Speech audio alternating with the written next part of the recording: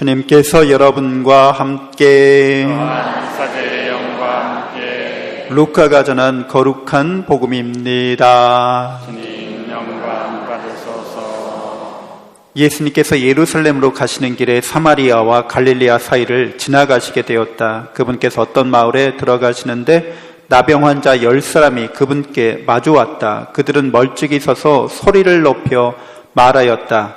예수님, 스승님, 저희에게 자비를 베풀어 주십시오. 예수님께서는 그들을 보시고 가서 사제들에게 너희 몸을 보여라 하고 이르셨다. 그들이 가는 동안에 몸이 깨끗해졌다.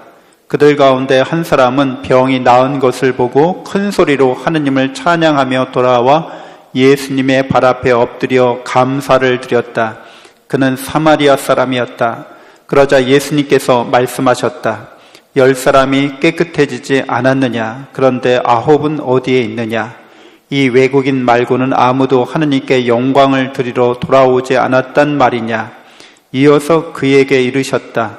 일어나 가거라. 내 믿음이 너를 구원하였다. 주님의 말씀입니다. 그리스도님 찬미합니다.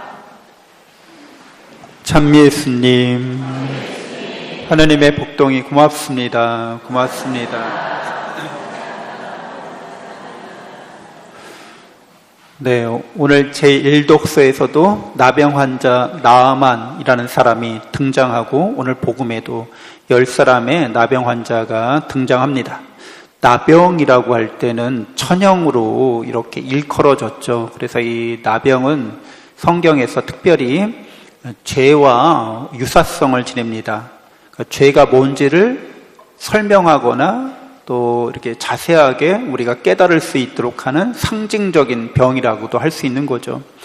그래서 나병이 첫 번째가 감염됐을 때 그 잠복 기간이 긴 편에 속합니다. 그냥 이 나균이 증식하는 게 굉장히 느리게 증식한다고 그래요. 그래서 감염되고 나서도 5년에서 7년 정도 그냥 모를 수 있다는 거죠. 심지어는 30년 가까이를 이렇게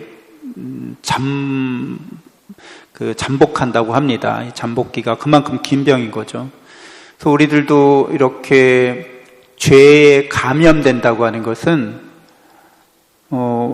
이 나병에 감염되는 그런 위생생활, 특별히 청결하게 일상의 삶을 사는 거로부터 이제 오염된 거죠. 감염된 거죠. 그래서 우리가 죄가 우리에게 감염시키려고 할 수 있어요. 우리가 죄가 뭔지 너무 잘 아시잖아요. 죄는 그 히브리어로 하타라고 하죠. 이 하타라는 말은 뭐라고 그랬어요? 설마 모르시는 건 아니죠. 하타, 목적에서 어긋나다 이런 거잖아요. 그래서 이 죄라고 하는 것은 감염을 시키는데 오래 잠복하는데 그 목적이 저기 있는데 이 목적에 관역에 화살을 맞추거나 이럴 때 오차가 처음에 많이 생기는 게 아니에요. 그러니까 우리가 죄에 이렇게 사로잡히는 게 처음부터 그냥 뭐 대죄를 딱 짓는 게 아니죠. 아주 사소한 초점, 목적에 대한 초점에 이런 괴리가 생기는 거죠. 이게 안 맞게 되는 거예요. 아주 미세하지만 목적으로부터 살짝 틀어진 거죠. 처음에 살짝 틀어졌지만 이게 점점 이 각도가 벌어지기 시작해요. 그래서 점점 멀어지게 되는 거죠. 그래서 우리의 삶의 궁극적인 목적, 하나님이 우리에게 주신 목적, 여러분들 다 정확하게 계속 초점 맞추고 계세요? 그럼 어디에 여러분 삶의 궁극적인 목적이 어디 있습니까? 하느님의 나라가 여러분의 삶의 궁극적인 목적이시죠? 여기 하느님의 나라가 삶의 궁극적인 목적이 아니라 그런 목적이 그냥 이 세상적인 걸로, 이 세상적인 돈 버는 게 최고야. 이게 내 삶의 목적이야. 건강한 게 최고야. 난 건강한 게 내 삶의 목적이야. 이렇게 목적이 잘못 놓여지게 되면 이제 우리는 목적을 상실한 사람이 되는 거죠. 진정한 목적, 궁극적인 목적을 상실하고 사는 사람들이 됩니다. 그러니까 이 말은 하느님을 사랑하지 않는다는 말하고도 이제 등식이 성립하는 거죠. 하느님을 모든 것에 사랑하지 않고 사람이나 이 세상을 하느님보다 더 사랑하기 때문에 그게 나의 목적이라고 알고 그걸 추구하는 거죠. 근데 잘 알다시피 어떤 것도 하느님의 나라 이외에는 우리가 목적으로 삼을 만한 것들이 없어요. 돈이나 권력이나 명예나 하느님 나라로 가기 위한 중간 과정으로서 그 의미가 있는 거지, 하느님의 나라는 없으면서 돈이나 건강이나 명예를 우리 삶의 궁극적으로 목적으로 삼는다면 우리가 절망할 수밖에 없죠.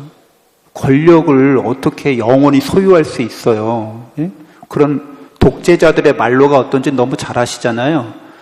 그런 권력은 우리 소유할 수 있는 성질의 것이 아니라 관리하는 거잖아요. 여러분들이 그 돈이나 아니면 청춘이나 이런 건강이나 이런 걸 영원히 소유하고 있지 않다는 것은 너무 사실이죠, 그거를. 그러니까 목적에서 어긋나면 죄에 물들기 시작하는 거예요, 그게. 그래서 이 나균이 이렇게 감염시키고 오래 잠복하면서 결국에는 이제 마비시킵니다. 우리의 신경세포들을 마비시켜서 감각을 잃어버리게 해요. 그리고 우리의 세포를 왜곡시킵니다. 그러니까 기형으로 만든다는 거예요. 그리고 자살하게 만듭니다. 자멸하게 만드는 거예요. 세포들이. 때가 안 됐는데도 세포들이 막 죽어나가. 그래서 우리의 그 형상이 일그러지게 되는 거죠. 마찬가지로 죄도 우리에게 하나님의 사랑과 은혜 속에 있다는 이 감각을 마비시킵니다. 우리의 양심을 마비시키는 거죠. 살다 보면 좋은 일, 나쁜 일 겪을 수 있죠. 근데 하나님의 사랑은 늘 영원하세요.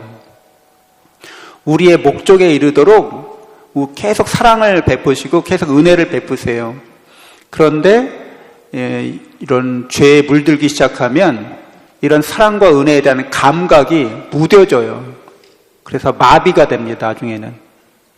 그리고 이 세상적인 감각, 이런 것들, 세상적인 욕망에 대한 감각만 발달하는 거죠.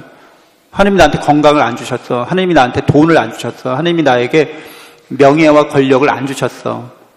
그렇게 이 세상 것만을 향해서 모습이 원래 우리가 하나님을 닮은 존재고 하나님을 닮아가도록 늘 사랑과 은혜를 베푸심에도 불구하고 그런 건 아랑곳하지 않고 세상에 대한 욕망만을 추구하기 때문에 우리의 양심이나 은혜에 대한 감각이 마비되고 우리의 형상이 일그러지기 시작합니다. 수전노가 되는 거죠. 권력의 화신이 되는 거죠. 사람들로부터 조금이난 모욕이나 조그만 비난을 받으면 분노가 폭발하는 거죠. 원래 사람이나 이 세상은 하느님처럼 우리를 사랑하지 않는다는 건 너무 명백한 사실인데도 불구하고 하느님께서 우리에게 주시는 것은 받을 생각을 안 하고 사람이나 세상한테 받으려고 자기 인생을 거는 거죠. 절망적이죠. 그렇게 될 리가 없죠. 그래서 이렇게 형상이 일그러지는 모습을 보입니다. 그리고 마지막으로는 이제 이런 증상이 나타나면 나병 판정을 내리게 되고 그 나병 환자들은 사회로부터 추방당합니다. 그 공동체에서 격리되는 거죠. 그러니까 옛날에 이렇게 공동체로부터 추방당한다는 것은 곧 죽음을 뜻했습니다. 그러니까 살아있지만 이미 죽은 사람이라는 거예요. 심지어 가족들도 그 사람과의 이런 그 살아있지만 죽어있는 사람처럼 여긴다는 거죠. 모든 관계에 파국을 가져옵니다. 그러니까 죄의 나병이 그렇게 무서운 것처럼 죄가 우리에게 가져다주는 마지막은 하느님과의 관계를 파국으로 치닫게 만드는 거죠. 그리고 자기 자신과의 관계뿐만 아니라 다른 사람들과의 관계도 이렇게 파멸로 몰아갑니다. 이게 그래서 죄악과 죽음에서 영원한 죽음으로 이게 지옥에 처하게 된다는 걸 의미합니다. 근데 이렇게 이 나병은 그 당시 치유할 수 없는 거예요. 그 당시 의료기술로, 현대 의료기술로는 뭐 예방이나 치료가 가능하지만 그 당시에는 불치의 병이었습니다. 천형이었고. 그래서 이 죄악과 죽음에서 우리를 구원할 수 있는 분은 하느님밖에 안 계신 거죠. 그래서 오늘 나병 환자 10사람이 예수님께 이 병을 치유해달라고 지금 요청하고 있는 거예요. 그래서 10사람이 다 낫는데 그 중에 한 명만 예수님께 돌아옵니다. 그리고 예수님께 이렇게 감사를 드리죠. 그래서 예수님께서 10사람이 깨끗하게 되었는데 한 사람만 돌아왔구나 이렇게 말씀하시면서 너의 믿음이 너를 구원하였다라고 말씀해 주십니다. 예수님께 대한 믿음, 그 예수님은 하느님이시고 또 사람으로서 우리와 함께 하시지만 하느님의 사랑과 은혜를 우리에게 드러내 주신 분, 하느님의 사랑과 은혜로 우리를 죄로부터 구원하여 주셨다는 것을 이제 예수님이 확증해 주십니다.